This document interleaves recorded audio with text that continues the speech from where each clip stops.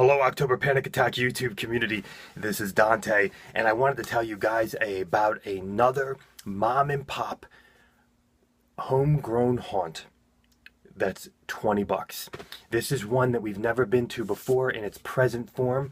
They were around 5 years ago in another location in Bucks County, Pennsylvania, and it was a totally different haunt experience. And now, after 5 long years, they have moved to Warminster, Pennsylvania on Davisville Road. And Warminster, Pennsylvania on Davisville Road, I got to tell you, it did not click with me initially until I actually got there. I did not realize this was a location of a German swim club where I had my first job when I was 16 years old. So it really brought me back. It was really bizarre. I had no idea. That was years ago, obviously. Years ago. Anyway, when you get to this location, make sure your GPS is on target. Make sure you know like you're looking around, because the sign to the entrance is not lit up, and it's actually kind of hard to see, but if you're looking, you'll find the sign. And there's actually like this home across the street from it that has like the most killer Halloween decorations like I've seen in a really long time. So that could be a cue for you as well, especially if you're going when it's darker outside.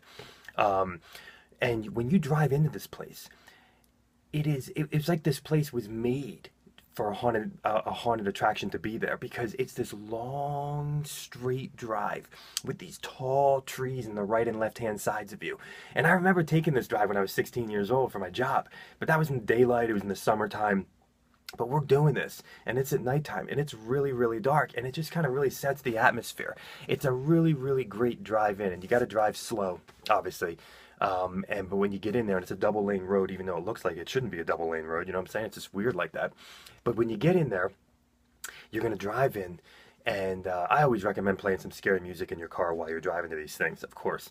And you get there, you're going to see like a parking lot in front of you. You park there, and there was like a sign for the parking was $2, but I hope we didn't do anything wrong. There was no place really to give the $2 or anything, so I didn't really see anything like that.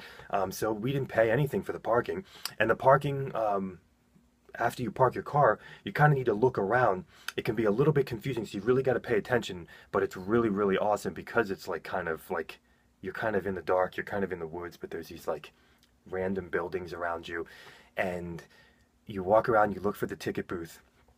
And there's a bit of a walk from the parking to the ticket booth, which is always a plus in my book. But just know that ahead of time, especially if it's a little bit muddy outside and stuff after some rain.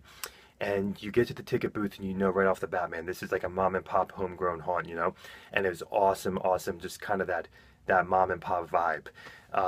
This was like put together by hand in a really like kind of organic way, So you get to the ticket booth, and the first haunt that'll be there is called The Village. Now, there are 2 haunts at this place, and they are both trails. How unique is that? I mean, typically you don't have 2 trails for the only haunts at a place. It's a really unique concept. So this is definitely a weather-driven place. If it's raining, they'll probably be closed. And this could also be a place that could be really muddy if it rained a couple days before or whatever. So it's The Village and The Psychopath. And while these are both trails, they are very different than each other. The Psychopath is the scarier of the 2. Now, this haunt as a whole is definitely a more family-oriented haunt, meaning you're not going to get terrifying, brutal scares here. And that's actually not the point of the place. And because of the location, the owner did state that he was not able to do that in this location, so he did something different, more family-friendly. But I would argue, even with the family-friendly environment, there were adults here, there were teenagers here. It looked like any other haunt. And I went in with adults, and I also went in with some kids. And I got to tell you that we all enjoyed ourselves here.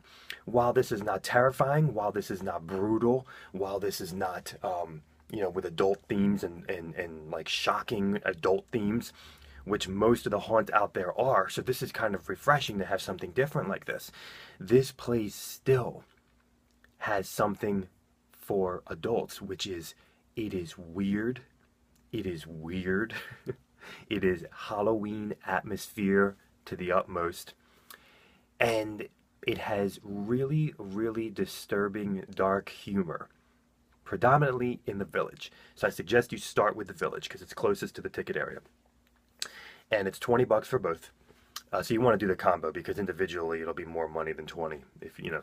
So the village is guide driven. There's a guide. There's somebody who's guiding you.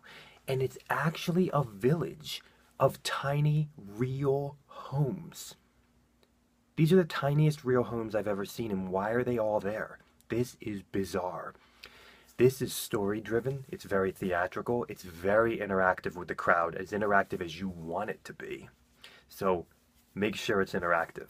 And this guide is taking you from little home to little home, telling you stories about each home, and there are actors around, and they are interactive with you, and there are surprises along the way, and it's a really nice length. Felt like we were in there for a while. And one of the really unique things is that what is being said by the guide and what is happening at each home is really, really pitch dark humor.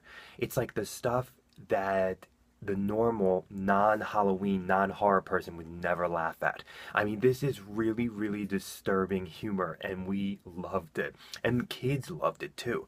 You know, there's no cursing or anything, but it's the kind of stuff like having fun with this one story of a guy burning his house down and killing his parents and then roasting marshmallows on the fire of the burning house with his parents inside. I mean, and he's doing it with a smile. I mean, it's just that kind of thing. And there's a character called the babysitter that is so messed up because he interacts with the kids in the group and the guy tells stories. And anyway, this is The Village. And the awesome thing about The Village and about The Psychopath, about both of them, is you will never run into another group because they're not organized that way, especially The Village. And The Village has some surprises along the way that'll kind of keep it fresh out of the normal pattern of home to home. They have some cool effects along the way. They have a lot of child actors in here, but also some adults that'll take you off guard. Some really cool Halloween-y type of stuff. And once again, you're just going to see things in The Village and hear things in The Village that you've never experienced before. This is what it's all about, right? I mean, it's just weird, it's atmospheric, and it's fun, and it's also just disturbingly funny. So if you have like a sick sense of humor, The Village is definitely going to be your place to be. But at the same time, it's family friendly. So it's a great entrance of getting kids into the horror genre or into haunted houses. This whole place is. After you get out of The Village and spend some time in there, you even have the opportunity in The Village to drink blood. Okay, that's all I'm going to say. Somebody in our group drank the blood. It tasted weird, they said. It tasted weird. And the attraction was weird. Anyway, after you get out of The Village, you're in this like amazing atmospheric Halloween atmosphere of carnival games that are lit really weird, of a band, and the band was all kids. They were called Casual Friday. I've never seen that before. I've never seen a band of all kids before. And like a really big area where they were selling fried foods like fried Oreos, fried Nutter Butters, and stuff like that. And then you kind of cross this area, a really, really fun, cool Halloween atmosphere area. And you get to find the next path, which is the Psychopath. And it's a little bit of a ways. You have to follow the signs around, and you'll find the Psychopath. And the Psychopath is the scarier of the two. There's no guide. It's a really, really dark path. Nice length, actors throughout, but these actors are not acting in normal ways that you would find at other haunts. That's all I'm going to say. They're not acting in normal ways that you would find at other haunts. But it's really unique, very atmospheric, very weird, and interactive with your group in a different way than The Village. First things first, if they ask for your name, give it to them because they're going to have a blast with it in both of the haunts. And this one, they are interactive with you in a different way. And I will say that I got scared really bad at one point at the Psychopath. And it was just really effective, really, really well done. Something that really got our group going. And if this says anything, we had some kids in our group that have done like really, really terrifying haunts, you know, the big ones, the big wigs. But they were scared of going first in the Psychopath, which I thought was really, really interesting.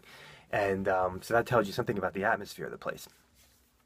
And the Psychopath was, you know, these actors like standing still and like doing things in the stillness, but then taking you off guard sometimes. And once again, they make sure that you never run into another group. That is amazing. You come out of the Psychopath, and you can spend some time in kind of like this carnival environment. And I gotta tell you, folks, this is the haunt for candy. I have never seen so much candy, big box candy, king size candy, store size candy. And then at the same time, like candy stands, and I mean, it's just bizarre. There's candy everywhere.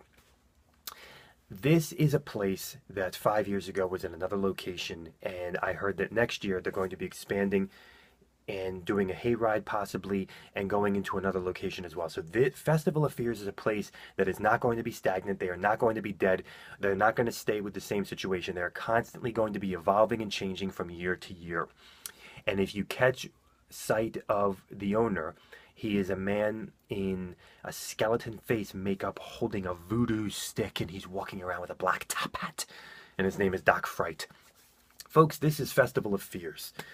Festival of Fears is an awesome place in Warminster, Pennsylvania, and it's you know, really it's close to a lot of other haunts, kind of locally. I mean, I think it's close to Valley of Fears. I think it's, which is not too far from Winding Brook Farms and stuff like that. So, but this is just, if you like what you heard here, folks, weird Halloween atmosphere and pitch black humor, then this is the place for you.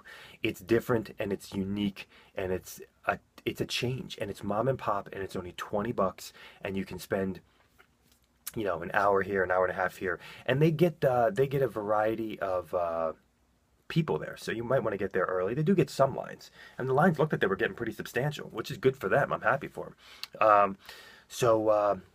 Are you looking for a place that's different? Are you looking for a place that's mom and pop?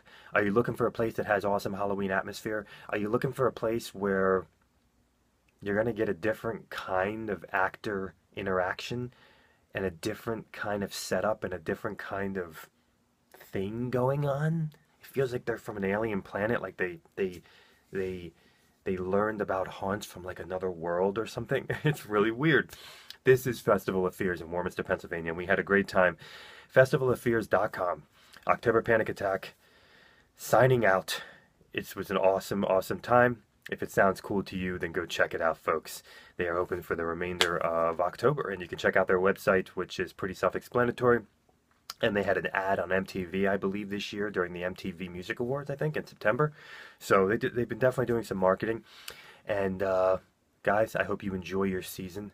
I have like a Halloween fog in my head right now. I'm a little bit tired, and I hope this video makes sense. So enjoy yourselves, guys, and don't forget to use the lantern to follow your path here, folks, through the magic of the season.